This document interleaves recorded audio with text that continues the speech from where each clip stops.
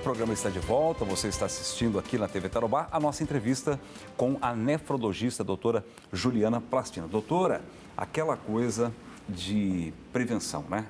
O que nós podemos fazer, o que o nosso telespectador pode fazer para evitar, né, problemas renais? Então, a gente sempre fala, como o assunto hoje é automedicação, primeiro, não se automedicar, né? Esse é um primeiro ponto. Uma premissa aí. Sempre procurar ter um atendimento médico, uma orientação médica, né? E, num segundo momento, o que a gente pode fazer? Então, é uma dieta pobre em sal, que a gente fala que o sódio é um dos principais causadores de doença renal, né? Então, a gente fala que são orientações gerais, uma dieta pobre em sal, ingerir uma quantidade adequada de água, praticar exercícios físicos. Sim. Na verdade, a gente faz uma medicina de prevenção, né? E o que seria essa prevenção? Você ter hábitos de vida saudáveis, né? Que vão impactar lá na velhice, a gente fala, né? Que a prevenção começa quando a gente é jovem, né?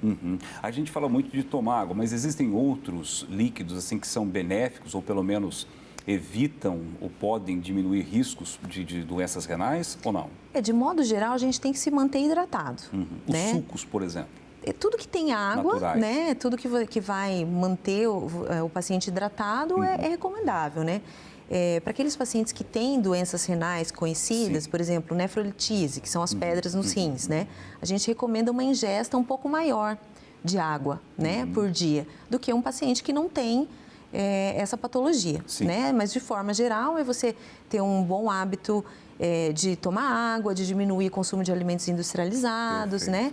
Para evitar o quê? Evitar o aparecimento de uma hipertensão, de um diabetes, né? Então, esses são os cuidados básicos. E evitar a automedicação, principalmente os anti-inflamatórios, que no caso da nefrologia, eles são assim, inimigos do rim. E a senhora falou de pedra no rim, que eu acho que é um problema que várias pessoas que estão assistindo têm ou familiares têm, né? O que gera isso? O que causa a pedra no rim?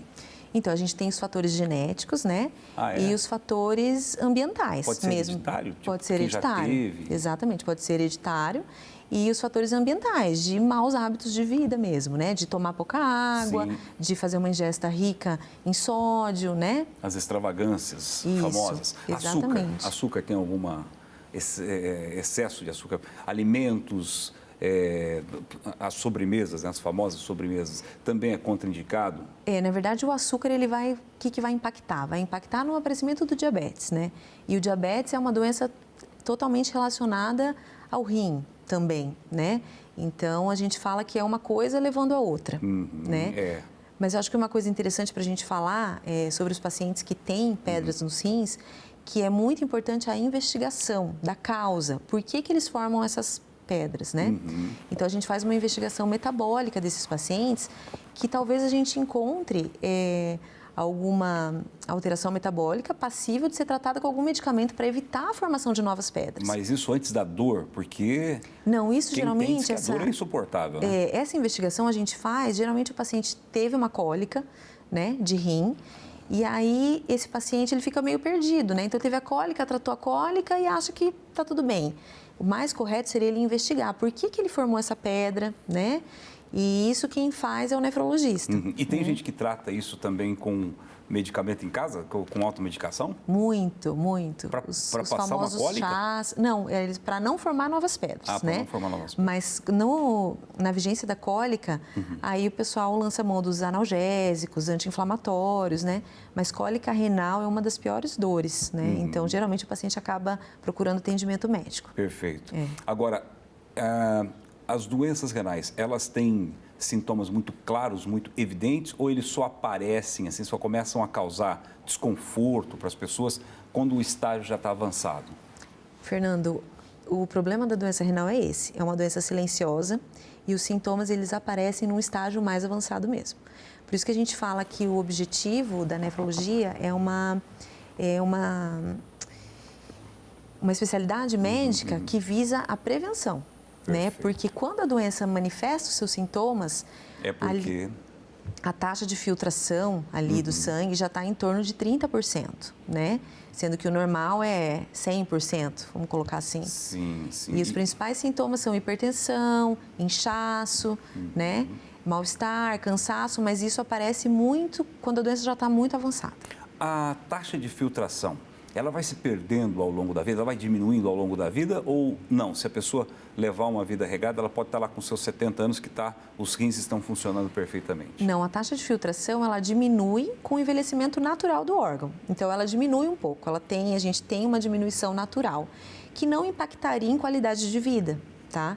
O problema é que, junto com a idade, né, a gente vem outros problemas de saúde, hipertensão, diabetes, que daí vão causar um impacto maior, adicional, aí nessa diminuição da taxa de filtração. E aí ela passa a ter outros riscos também, né? Exatamente. O risco de uma parada cardiorrespiratória ou de um infarto ou qualquer coisa nesse sentido. Sim, porque a doença renal crônica em estágios avançados, ela está intimamente relacionada à doença cardiovascular, né? A principal causa de morte nos renais crônicos em estágio avançado é a doença cardiovascular. Muito bem.